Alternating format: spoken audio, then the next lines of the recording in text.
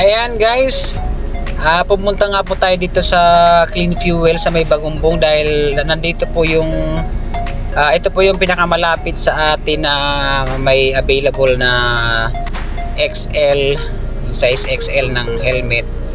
So ayan po, nakapag redeem na nga po tayo. Ayan, binubuksan na natin. Ayan, para maisukat na rin. So ayan po, dahil lang po yan sa points, tuwing magpapagas up tayo, nag-earn tayo ng points. So naipon na nga po at umabot na rin sa level ng helmet na yan. Yan po yung pinakamahal nilang helmet.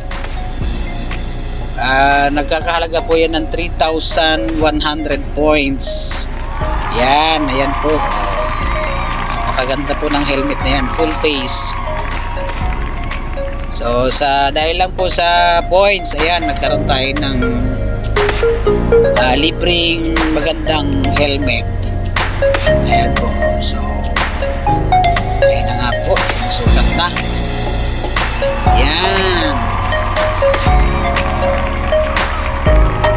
So guys, kung ako sa inyo, mag-ipon na rin kayo ng points sa mga gasolinahan.